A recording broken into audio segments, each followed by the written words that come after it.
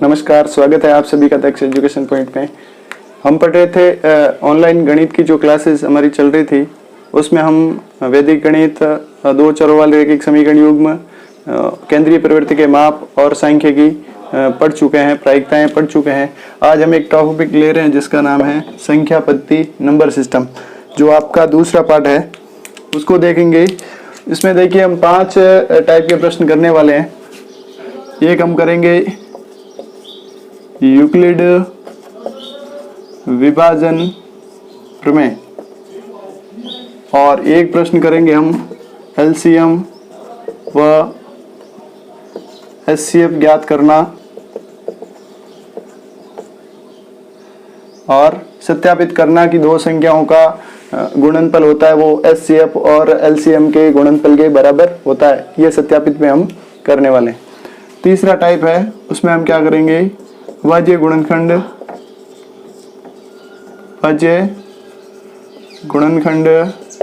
ज्ञात करना तथा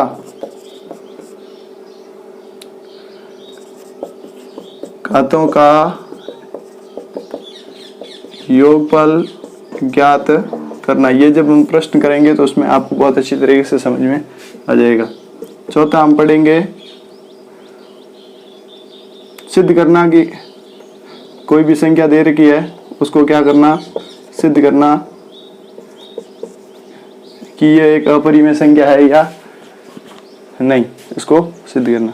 और पांचवी टाइप जो हमारी रहेगी वो रहेगी आपके विशेष टाइप के प्रश्न, विशेष रूप के प्रश्न होंगे। दो प्रश्न है वो विशेष रूप के आपको करवाए जाएंगे। अब बात करते हैं पहली यूक्लिड विभाजन प्रमेय की। यूक्लिड विभाजन प्रमेय क्या होती है, देखिए सामान्य जो हम भाग करते हैं, हम सभी ने भाग करना सीखा है, छोटी कक्षाओं से हम भाग करते आ रहे हैं। जैसे आप 20 के अंदर भाग लगा रहे हैं, 21 के अंदर 4 का, तो भाग जाता है 5 बार, शेषफल बचता है 1। इसे कहते हैं हम शेषफल, इसे कहते हैं भागफल और इसे कहते हैं हम भाज्य और इसे कहते हैं भाजक। देखिए इसी प्रमेय को यूक्लिड जो गणितज्ञ थे उन्होंने क्या नाम दिया है, इन्होंने भाज्य को जो बताया है वो बताया है A और भाजक को बताया है B और भागफल को बताया इन्होंने Q और शेषफल को बताया R। तो देखिए हो जाइए तैयार, आपकी यूक्लिड विभाजन प्रमेय है A बराबर B Q plus R, A बराबर बी क्यू प्लस आर। अब ये क्या होती है, हम सामान्य रूप में पढ़ते हैं इसको कि भाज्य बराबर A क्या है, भाज्य, B क्या है, भाजक, गुणा भागफल प्लस शेषफल। ये आपकी यूक्लिड विभाजन प्रमेय है। इसको ऐसे रूपांतरित रूप में लिखा है A बराबर बी क्यू प्लस आर। अब देखिए यहाँ पे जैसे भाज्य हमारे पास कितना है 21, भाजक कितना है 4, भागफल कितना है 5, शेषफल कितना है 1। 21 बराबर देखिए 4 और 5 का गुणा कितना हुआ 20 और 20 और 1 कितने हुए 21 बराबर 21। यही आपकी यूक्लिड विभाजन प्रमेय है। इस पे आधारित प्रश्न आपकी बोर्ड परीक्षा में आ सकता है, वेरी इंपॉर्टेंट प्रश्न है। तो इसको हम करते हैं, देखिए अब इस पूरे अध्याय में केवल हम मोस्ट इंपॉर्टेंट महत्वपूर्ण प्रश्न को ही करेंगे, ताकि कम से कम 15-20 मिनट 30 मिनट में आपका जो पहला पार्ट है उसका रिवीजन। शॉर्ट नोट हम पढ़ रहे हैं, परीक्षा की दृष्टि परीक्षा बहुत नजदीक है, तो उसको ध्यान में रखते हुए हम बिल्कुल शॉर्ट अध्ययन कर रहे हैं, जिससे कि महत्वपूर्ण प्रश्न को करेंगे ताकि आपकी परीक्षा में कोई प्रश्न गलत नहीं हो। अब इसमें हम एक प्रश्न लेते हैं, 1024 व 420 का यूक्लिड विभाजन प्रमेय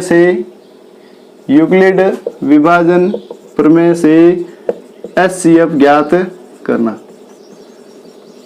यूक्लिड विभाजन प्रमेय से एचसीएफ ज्ञात करने की जो विधि है, ये क्या विधि क्या कहती है, देखिए इसके चरण बनाने आपको। चरण फर्स्ट में आपको लिखना है कि 1024 बड़ा है 420 से, 1024 बड़ा है 420 से, इसलिए 1024 व 420 के लिए कौन सी प्रमेय लगाएंगे? यूक्लिड विभाजन प्रमेय से। क्या होगा? आपको लिखना है सबसे पहली बड़ी संख्या यहाँ लिख देनी 1024, छोटी संख्या को इधर लिखना है। फिर क्या करना है? 420 का इसमें भाग लगाना है, 420 का भाग लगाएंगे तो कितनी बार जा रहा है? पूरा का पूरा भाग जा रहा है, वो 2 बार जा रहा है। 2 बार भाग जाने से कितना हो रहा है? 840। यानी कि 1024 में से 840 घटाते हैं तो यहाँ शेषफल कितना रह जाता है? 4, 12 में से 4 गए 8, कितना बच गया? 184। शेषफल बच गया हमारे पास 184। अब दूसरी बार हमें क्या करना है? 420 और 184, जब तक यहाँ 0 नहीं आ जाए इसी जो चरण को हमें क्या करना है? आगे ले जाना है। तो यहाँ पे हम लिखते हैं 420 बराबर 184। 184 का 420 में हम भाग लगाएंगे तो कितनी बार भाग जा रहा है? 2 बार। 2 बार भाग लगाएंगे तो कितना आएगा? 8, 8 दूनी 16, हासिल 1, 368। 368 आ गया तो शेषफल कितना बच गया? 32 और 20, 52 शेषफल बच गया। अभी भी यहाँ पे r का मान 0 नहीं आ रहा, इसीलिए क्या करेंगे? 184 और 52 को वापस लेंगे। 184 और 52, 52 का भाग 184 में लगाएंगे तो कितनी बार लग रहा है? 3 बार। तो कितना आ गया? 156। 184 में से 156 घटेगा तो क्या आएगा? 14 में से 6 घटेगा 8, 14 7 में से 5 घटेगा 2, 28। कितना आ गया? 28। अभी भी 0 नहीं आ रहा है तो 52 और 28 को लेके हम और विधि लगाते हैं। इसका भाग जाएगा कितनी बार? 1 बार। कितना रह गया? 24 रह गया। कितना रह गया? 24। अब 28 और 24 के लिए वापस 28 बराबर 24 गुणा 1, शेषफल कितना रह गया? 4। अब देखिए अगला चरण यहाँ लिख रहा हूं मैं। अभी भी r का मान 0 नहीं हो रहा है तो 24 और 4 को लेते हैं हम। 24 और 4, 4 का भाग 24 में जा रहा है कितनी बार? 6 बार। और यहाँ कितना आ रहा है? 0। इसका मतलब आपका भाजक होगा वो 4 होगा, क्योंकि यहाँ पे r का मान 0 आ गया, इसलिए आपका HCF होगा वो 4 होगा। बिल्कुल आसान है। एक बार आपने चरण समझ लिया, ऐसा ही चरण 2 लिखना है, चरण 3 लिखना है और ये बिल्कुल विधि है, आपको समझ में आ गई होगी। चलते हैं आगे दूसरे प्रश्न की ओर, क्योंकि देखिए समय बहुत कम है तो हम इतना फास्ट तो चलना ही पड़ेगा। दूसरा प्रश्न,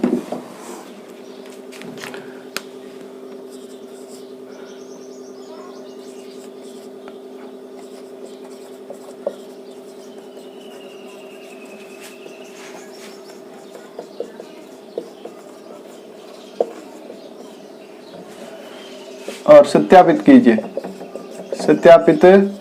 कीजिए कि 2 संख्याओं का गुणनफल इज इक्वल टू संख्या का HCF गुणा संख्या का LCM। तो देखिए सबसे पहले हम 96 और 404 404 का क्या निकालना पड़ेगा? HCF और LCM। तो सबसे पहले हम निकालते हैं HCF। तो HCF निकालेंगे तो दोनों संख्याओं का अलग अलग निकालना पड़ेगा। तो यहाँ 2 का भाग लगाते हैं, कितनी बार जाएगा? 48। 2 का भाग लगाएंगे 24। 2 का भाग लगाएंगे तो 12। 2 का भाग लगाएंगे तो 6। 2 का भाग लगाएंगे तो 3 और 1। अब यहाँ पे देखिए 2 का भाग लगाएंगे 202, 2 का भाग लगाएंगे 101, फिर 3 का भाग लगेगा नहीं, 4 का नहीं लगेगा, 5 का नहीं लगेगा, सॉरी 4 का देते ही नहीं, हम अभाज्य संख्याओं का भाग देते हैं अभाज्य गुणनखंड में, 2 का भाग देते हैं। 2 का भाज्यिकता का नियम क्या है? यदि किसी संख्या का इकाई का अंक 0, 2, 4, 6, 8 है तो उस संख्या में 2 का भाग पूरा पूरा जाएगा। 3 की भाज्यिकता का नियम कहता है कि यदि किसी संख्या के अंकों का योग 3 से विभाज्य है तो वो 3 से विभाज्य होगी। अब देखिए 3 से नहीं, फिर 5 से भी नहीं, क्योंकि 5 की भाज्यिकता का नियम कहता है कि किसी संख्या का इकाई का अंक 0 या 5 है तो उस संख्या में 5 का भाग पूरा पूरा जाएगा। यहाँ पे 5 की अगली संख्या 7 का हम भाग देते हैं एक बार, और यहाँ कितना आ रहा है 31। 31 में 7 का भाग नहीं जाता है तो किसका भाग देंगे हम? देखिए 101 खुद क्या है? अभाज्य संख्या। तो HCF निकालने की विधि क्या है? दोनों संख्याओं के आपने अलग अलग अभाज्य गुणनखंड निकाल दिए। हाईएस्ट कॉमन फैक्टर यानी सार्व उभयनिष्ठ जो गुणनखंड होंगे इसके, वही क्या होगा? HCF होगा। तो देखिए 2 इसमें भी है, 2 इसमें भी है, तो HCF कितना हो गया? 2। फिर 2 इसमें भी है, 2 इसमें भी है, यानी ये 2 और गुणा हो गया। उसके बाद कोई भी संख्या का जोड़ा नहीं बन रहा, इसका मतलब आपका HCF आया वो कितना आया? 4। HCF कितना आया? 4। अब हम याद करते हैं LCM।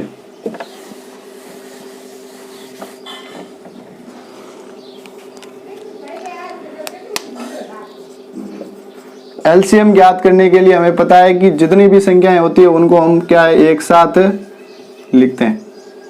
तो 2 का भाग लगाएंगे 48, 202, 2 का भाग लगाएंगे 24, 101, 2 का भाग लगाएंगे 12 और 101, 2 का भाग 6, 101, 2 का भाग 3, 101, 3 का भाग 1 और 101, और इसमें 101 का भाग लगा देंगे। अब क्या करेंगे? जो भी हमारे पास गुणनखंड आए हैं उनको गुणा कर लेंगे। LCM इसका इसके साथ गुणा करेंगे तो कितना आएगा? 303। फिर 2 का 2 बार गुणा तो 606, इसका वापस 1212, फिर 24, फिर 48, फिर 96। तो हमारा LCM आया वो कितना है? 96।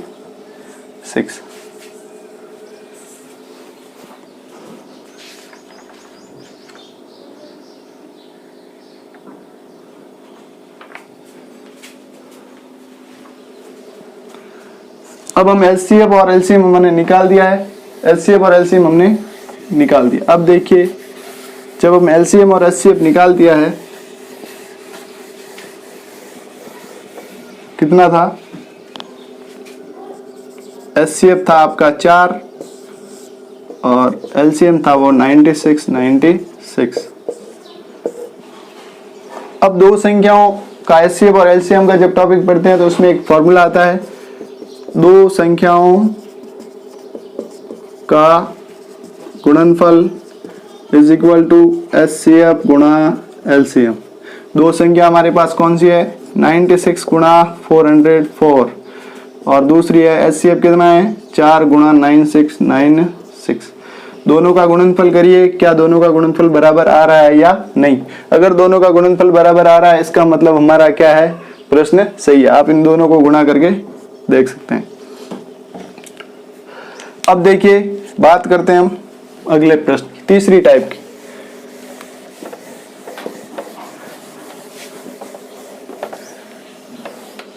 तीसरी टाइप में देखिए, तीसरी टाइप हमारी थी, उसमें हमें क्या निकालना है? अभाज्य गुणनखंड निकालना है। जैसे उदाहरण के लिए मैं लेता हूं 196 और उसके अभाज्य गुणनखंड को घातों, अभाज्य गुणनखंड के घातों का क्या करना है? योगफल ज्ञात करना है। तो 2 का भाग लगाएंगे 98, 2 का भाग लगाएंगे 49। अब देखिए 2 का भाग इसमें नहीं जा रहा है, नहीं जा रहा है। देखिए इसमें भाग जा रहा था 9 बार और 8 बार, अब गया 49 बार। अब 2 का भाग नहीं जा रहा है इसमें, क्योंकि इसका इकाई का अंक 0, 2, 4, 6, 8 नहीं है। 3 का भाग देके देखते हैं, 9 और 4 को योग करेंगे तो 13, 13 में 3 का भाग नहीं जाता है। फिर 5 का भाग भी नहीं जा रहा है, 7 7 49, 7 बार इसका क्या हो रहा है, भाग जा रहा है। तो अभाज्य गुणनखंड को क्या लिखना है,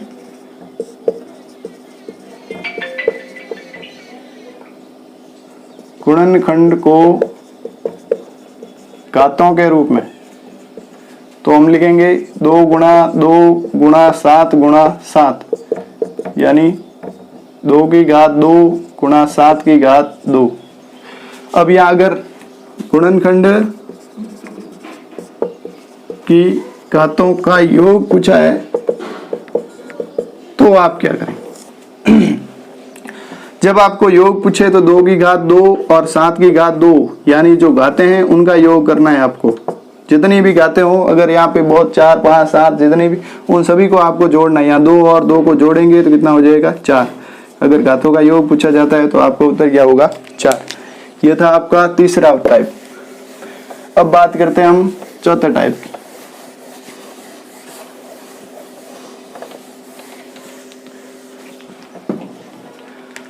चौथा टाइप है वो हमारा है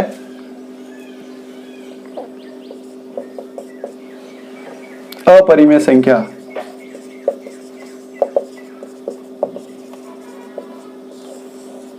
परिमेय संख्या क्या होती है आप सभी जानते हैं, ऐसी संख्या जिसको P बटे Q के रूप में लिखा जा सके उन्हें हम परिमेय संख्या कहा जाता है।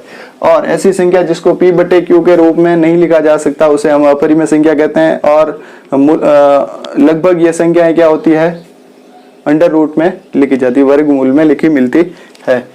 अब अपरिमेय संख्या का प्रश्न ये बनता है, एक तो √2, √3, √5 सिद्ध कीजिए। 2 नंबर का प्रश्न ये आ सकता है, सिद्ध कीजिए कि √2 का आ सकता है, √3 का, √5 का, 2 माइनस √3 का, 3 प्लस √2 का। ऐसे कई प्रश्न है जिसमें पूछा जा सकता है सिद्ध कीजिए कि एक अपरिमेय संख्या है, सिद्ध कीजिए कि एक अपरिमेय संख्या है। तो इसमें आपको मैं सीधा सा बता देता हूं, आपको क्या करना है, जो भी संख्या दे रखी है पहले, जैसे कि आपको उदाहरण के लिए 3 प्लस √2 दे रखी है, सिद्ध करना है कि ये एक अपरिमेय संख्या है। तो हम सबसे पहले मान लेते हैं, माना कि 3 प्लस √2 एक परिमेय संख्या है। सभी प्रश्नों में आपको ऐसे ही करना है, पहले आपको उसको एक परिमेय संख्या मान लेना है, माना कि एक परिमेय संख्या है।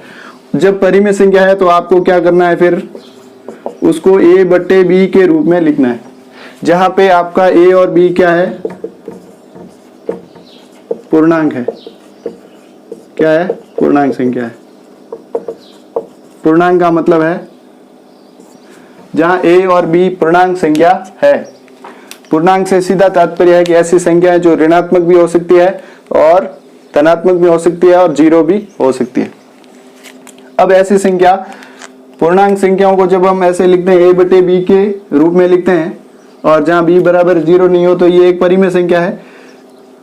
तो a बटे b क्या है, देखिए अब आपको क्या करना है, अब आपको करना है कि जो अंडर रूट के अलावा जो भी संख्या है उसको आपको दूसरे पक्ष में पक्षांतरण कर लेना है।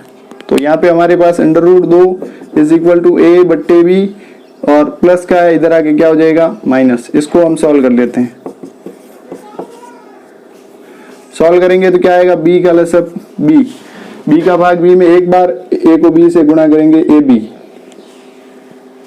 अब देखिए b का भाग b में एक बार, 1 को a से गुणा करेंगे तो 1, माइनस 1 का भाग b में b बार और b को 3 से गुणा करेंगे तो 3b। यहाँ पे हमें दिख रहा है a व b पूर्णांक संख्या है, इसलिए a minus 3b upon b एक परिमेय संख्या होगी। क्या लिखना है आपको, जैसे ही आप अंडर रूट के अलावा यहाँ पे बराबर में ऐसी संख्या ज्ञात कर लेते हैं, फिर आपको लिखना है कि a और b पूर्णांक संख्या है, इसीलिए a माइनस 3b बट्टे b एक परिमेय संख्या होगी, एक परिमेय संख्या होगी। तो देखिए गणित का रूल है कि बराबर में कोई भी दो संख्या दे रखी है और बीच में बराबर का चिन्ह लगा हुआ है, इसका मतलब ये संख्या और ये क्या होगी, बराबर होगी, एक जैसी होगी। 5 बराबर 5, राइट समीकरण यही है। 2 बराबर x, यानी x का मान 2 है और 2 का मान कितना है, यहाँ पे बराबर x, इसका मतलब x का मान भी कितना है, 2। तो यहाँ पे ये परिमेय संख्या है, तो ये भी क्या होगी, परिमेय संख्या। लेकिन हम जानते हैं कि √2 कैसी संख्या है, एक अपरिमेय संख्या है। तो हम यहाँ लिखेंगे विरोधाभास होता है, क्योंकि हमने पूर्व में गलत कल्पना कर ली थी, इसीलिए √2 क्या पूरी संख्या लिख दीजिए जो भी दी हुई है, 3 + √2 एक अपरिमेय संख्या है। तो ये प्रश्न ऐसे करना है, सभी प्रश्नों में यही लॉजिक लगने वाला है। चलते हैं आगे प्रश्नों की ओर। जो परीक्षा की दृष्टि से बहुत ही महत्वपूर्ण प्रश्न है वो है दशमलव प्रसार। दशमलव प्रसार, देखिए परिमेय संख्याओं का दशमलव प्रसार।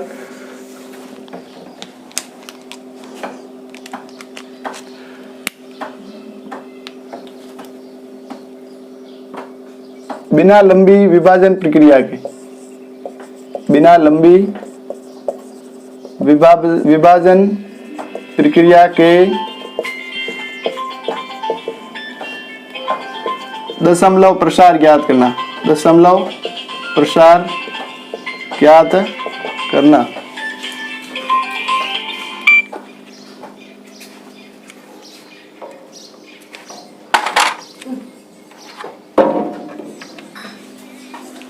बिना लंबी विभाजन के प्रक्रिया के क्या करना है, दशमलव प्रसार ज्ञात करना। जैसे उदाहरण के लिए हम लेते हैं 17/8,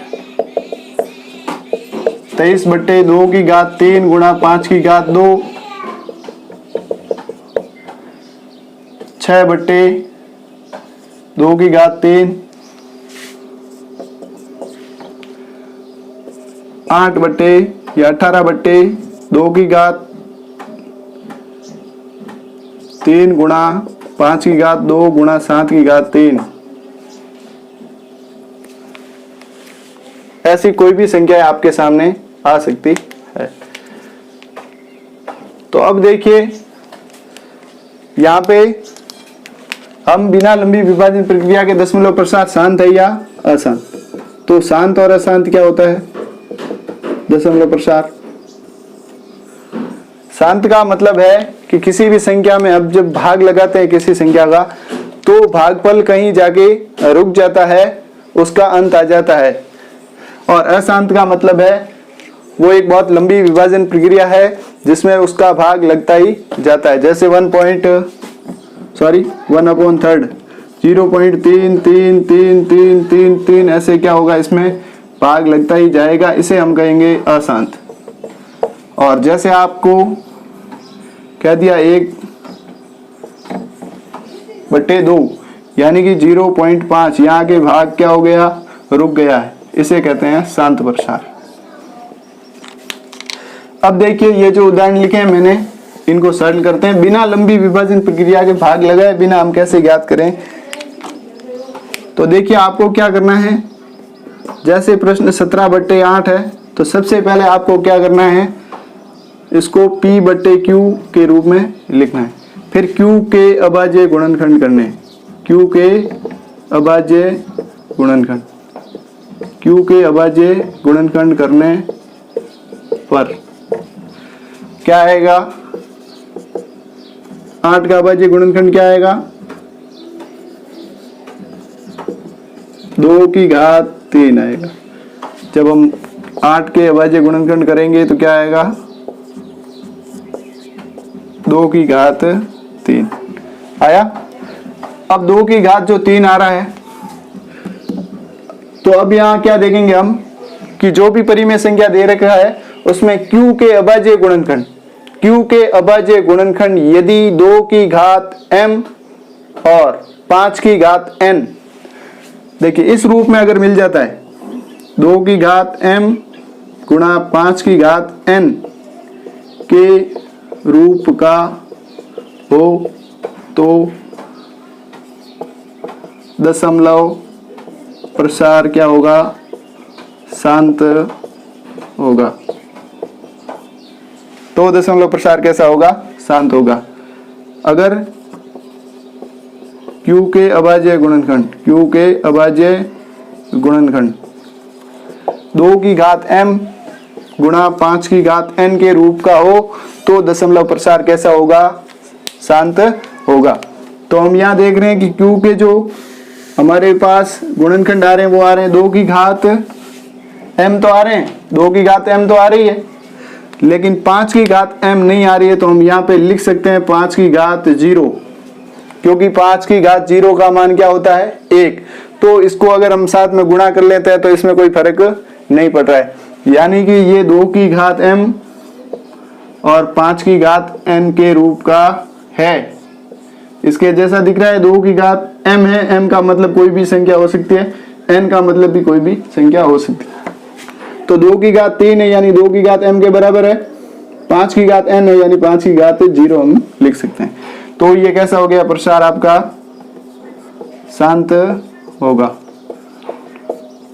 हो सकता है थोड़ा तेज हो, लेकिन अभी जो परीक्षा का समय है उसके हिसाब से आपको अभी रिवीजन करने के लिए ये इतना ही समय मिलेगा।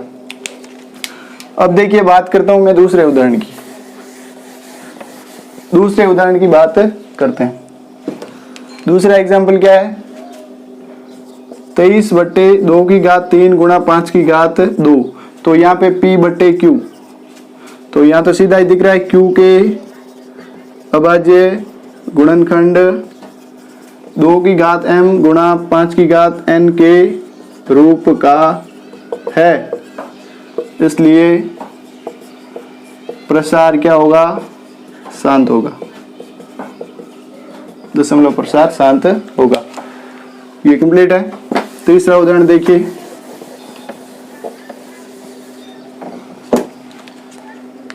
तीसरा उदाहरण हमने किया है, इसको आप 5 की घात 0 से गुणा कर सकते हैं। ये भी 2 की घात n और 5 की घात m के रूप का है, इसीलिए इसका भी प्रसार कैसा होगा, शांत होगा। यहाँ पे देखिए, Q के गुणनखंड 2 की घात m गुणा 5 की घात n के रूप का नहीं है, इसलिए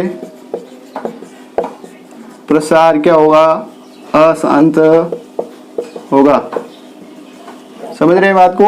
यहाँ पे देखिए, यानी कि Q के अभाज्य गुणनखंड में क्या आना चाहिए, अभाज्य संख्या केवल 2 और 5 आनी चाहिए, उसके अलावा किसी और संख्या का इसमें भाग नहीं लगना चाहिए।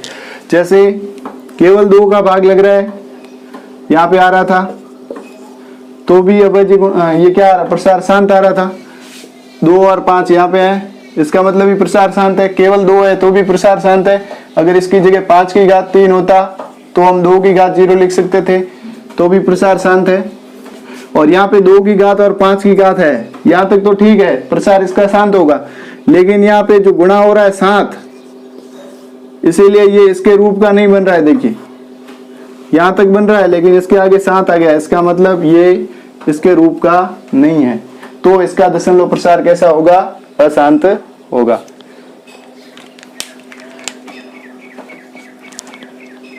तो देखिए, ये प्रश्न परीक्षा में बहुत बार पूछा गया है। बिना लंबी विभाजन प्रक्रिया के आपको क्या करना है, सबसे पहले दोनों को P/Q के रूप में लिखना है, और Q के अभाज्य गुणनखंड करने पर यदि Q के अभाज्य गुणनखंड 2 की घात m गुणा 5 की घात n के रूप का आता है तो उसका प्रसार कैसा होगा, शांत होगा। अगर उसके 2 की घात m गुणा 5 की घात n के रूप का नहीं आता है Q के अभाज्य गुणनखंड, तो उसका दशमलव प्रसार अशांत होगा। तो ये प्रश्न थे संख्या पद्धति के, और ये शांत और अशांत प्रसार वाला प्रश्न काफी बार परीक्षा में पूछा गया है। इसीलिए जो मैंने अभी 4-5 टाइप आपको करवाए हैं, उसमें से आपका प्रश्न बनने की पूरी संभावनाएं है, और एक प्रश्न इनमें से ही आपका जरूर परीक्षा में पूछा जाएगा। इसमें से आपके 2 प्रश्न पूछे जाने वाले हैं, एक छोटा प्रश्न होगा और एक बड़ा प्रश्न होगा। तो आशा करता हूँ कि आप सभी को बहुत अच्छी तरीके से समझ में आ रहा होगा, और आगे हम कल या परसों 2 घंटे के इम्पोर्टेंट प्रश्न की एक पीडीएफ या भी आपको प्रश्न लिखवा दिए जाएंगे। हल तो यहाँ पूरे नहीं करवाएंगे, लेकिन 50 इम्पोर्टेंट प्रश्न आपको यहाँ लिखवाए जाएंगे। तो कल या परसों आप क्लास को देखना न भूलें। और अगर आप नए हैं तो चैनल को सब्सक्राइब करिए और वीडियो को ज़्यादा से ज़्यादा शेयर करिए, ताकि ज़्यादा से ज़्यादा बच्चे हमारे साथ जुड़े और बोर्ड परीक्षाओं में अच्छे अंक प्राप्त करने का फायदा मिले। Thank you.